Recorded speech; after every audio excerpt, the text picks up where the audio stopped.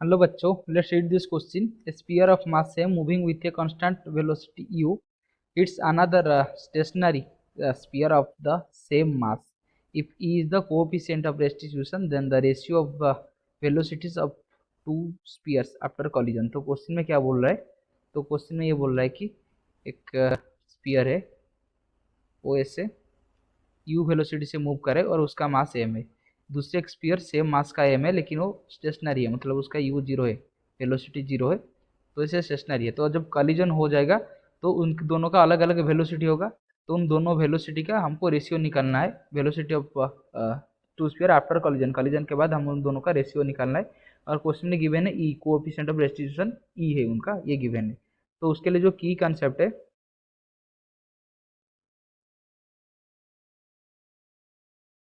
इधर की कंसेप्ट क्या है? तो इधर की कंसेप्ट है कंजर्वेशन ऑफ लीनियर मोमेंटम. तो कंजर्वेशन ऑफ लीनियर मोमेंटम क्या बोलता है? m1 u1 plus m2 u2 equal to m1 v1 plus m2 v2. यानी कि m1 m2 क्या है? दोनों का मास है. u1 u2 velocity of two body before collision. u1 है पहले का m1 मास का वेलोसिटी, और u2 m2 मास का वेलोसिटी बिफोर कॉलिजन, और v1 v2 क्या है? आफ्टर कॉलिजन इन दोनों का वेलोसिटी है. तो हमको फाइंड करना क्या है? v1 बाई v2 फाइंड करना है. आफ्टर कॉलिजन जो वेलोसिटी होगा वो रेशियो होगा. और दूसरी हमको जो कंसेप्ट चाहिए, कोएफिशिएंट ऑफ रेस्टिट्यूशन. तो कोएफिशिएंट ऑफ रेस्टिट्यूशन जो होता है वो उसका सिंबल होता है ई. कोएफिशिएंट ऑफ रेस्टिट्यूशन वो क्या होता है? Velocity of separation. यानी कि वेलोसिटी ऑफ सेपरेशन है v2 माइनस v1. तो ये है v2 minus v1, velocity of separation divided by velocity of approach, यानी कि e1 माइनस u2. तो क्वेश्चन हमको जो गिवन है उसको अगर हम लिखेंगे, तो क्वेश्चन में गिवन है कोएफिशिएंट ऑफ रेस्टिट्यूशन ई है. तो v2 हमको v2 v1 अननोन है, और u1 जो पहले मास का वेलोसिटी है वो क्या है? u है, u वेलोसिटी से मूव कर रहा है. और u2 सेकेंड मास कितना है? वो जीरो है, वो स्टेशनरी है. दैट इम्प्लाइज हम इधर ये लिख सकते हैं कि जो v2 माइनस v1 है वो इक्वल टू क्या है? u इंटू ई है. तो ये आ गया पहला इक्वेशन. दूसरा इक्वेशन हम कैसे फाइंड करेंगे? दूसरा इक्वेशन के लिए हम कंजर्वेशन ऑफ लीनियर मोमेंटम का इक्वेशन यूज करेंगे. तो ये क्या बोलता है? तो applying this equation, applying linear of conservation of momentum, क्या होगा? तो दोनों का मास m1 है, तो m, सॉरी, दोनों का मास m है, तो m1 भी m होगा.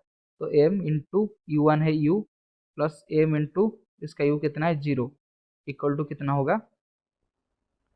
m into v1 plus m into v2. That implies ये अभी कितना हो जाएगा? तो ये तो जीरो हो गया, तो ये हो जाएगा m इंटू यू. तो इधर m कॉमन ले आएंगे तो v1 प्लस v2. तो ये कैंसिल हो गया. दैट इम्प्लाइज हम ये बोल सकते हैं कि v1 प्लस v2 जो है वो कितना है? इक्वल टू u है. तो ये आ गया सेकेंड इक्वेशन. तो दोनों इक्वेशन को अगर हम ऐड कर देंगे तो ये कितना हो जाएगा? तो अगर ऐड करेंगे तो v1 कैंसिल हो जाएगा, तो ये हो जाएगा 2v2 इक्वल टू कितना है?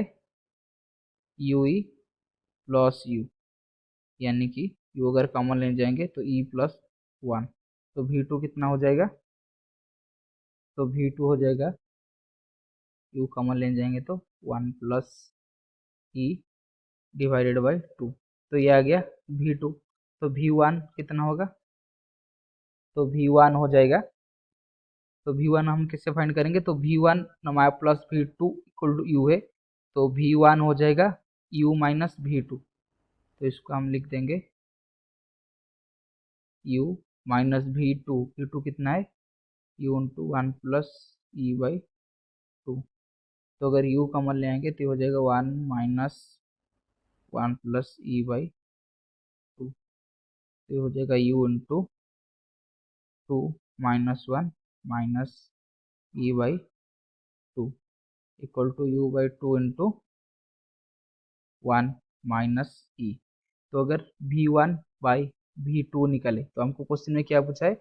The ratio velocity of the two sphere. तो दोनों का अगर वेलोसिटी का रेशियो निकालेंगे, यानी कि v1 बाई v2, तो कितना हो जाएगा?